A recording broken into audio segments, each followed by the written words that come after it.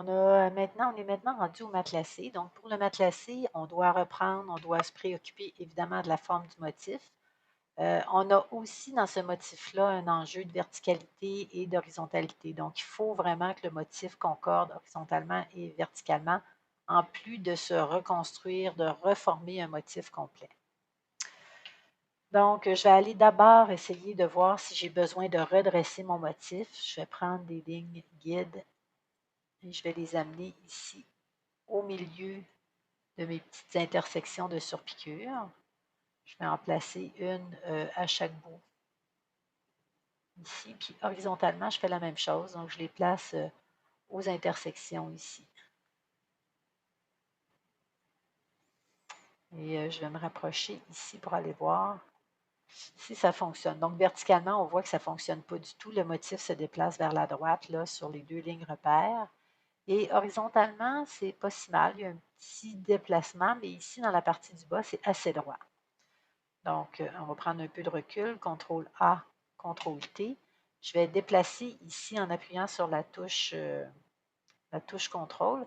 Je peux déplacer ici vers la gauche pour essayer de redresser mon motif. Donc ça a l'air pas si mal. Si je zoome, je peux voir que c'est pas mal ennuyé. Ici, je peux déplacer peut-être le coin un petit peu, juste le coin ici. Donc, horizontalement, ça, je vais remonter légèrement ce coin-là. Ici, horizontalement, je vais faire la même chose. Je vais remonter très légèrement ici le coin. Donc ça me semble bon. Maintenant, étant donné que je suis rentrée à l'intérieur de ma zone de travail, les espaces ici ont été comblés par la couleur d'arrière-plan. Donc, je vais être obligée de rogner mon image. De toute façon, mes motifs ici ne concordaient pas, donc je vais être obligée de reconstituer ici mes motifs. Horizontalement, je pourrais utiliser cette ligne repère-là et celle-là. Mon motif ici pourrait se reconstituer. Et verticalement, la même chose. Donc, je pourrais utiliser ces lignes repères-là pour reconstruire mon motif. La seule chose que je vois, c'est qu'ici, j'ai un petit pli. Et ça me gêne un petit peu parce que je sais que ça ne va pas concorder avec ce qu'il y a de ce côté-ci. Je ne veux pas non plus avoir quelque chose qui est trop petit en termes de zone parce que je ne veux pas que ce soit trop régulier.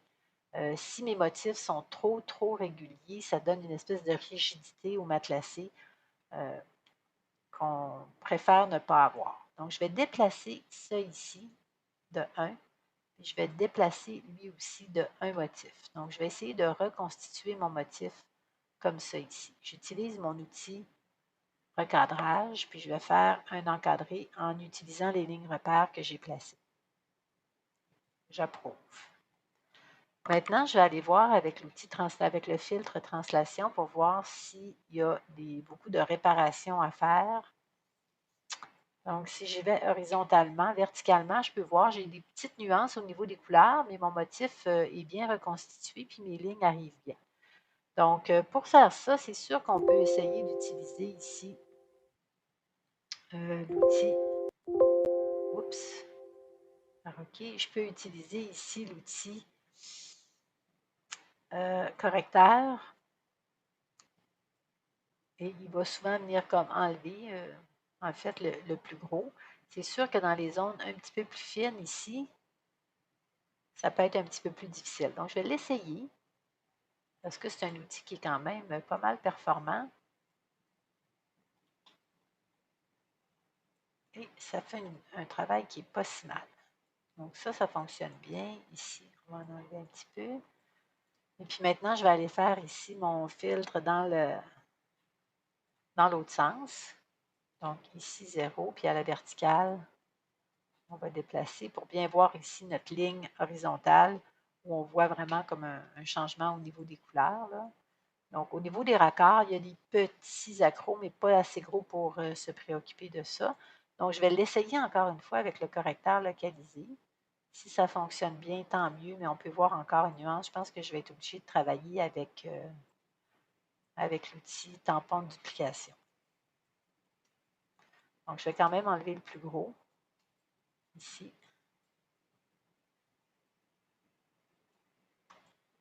Ici, je vais être obligée d'utiliser mon outil tampon de duplication. Donc, je vais aller chercher ici une couleur parce que la zone de couleur est trop différente. Donc, je peux me placer ici dans la partie du bas. Avec Alt, je clique ma zone témoin, puis je viens me replacer ici. Là, on peut voir ici que la couleur n'est vraiment pas la même dans la partie du haut.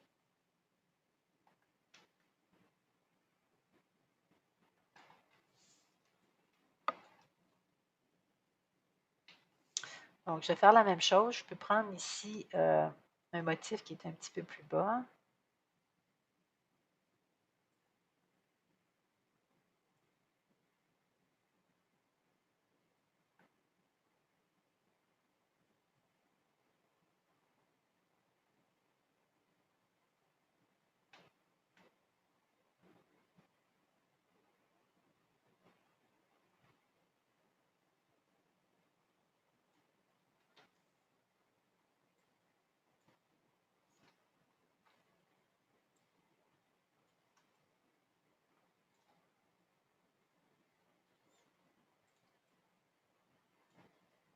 Puis ici, je vais juste aller corriger à l'intérieur même, sans aller copier toute la zone rectangulaire.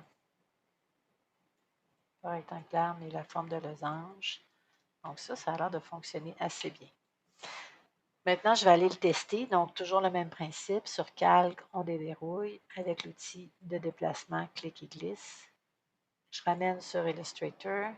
Je vais le glisser immédiatement ici dans mon nuancier.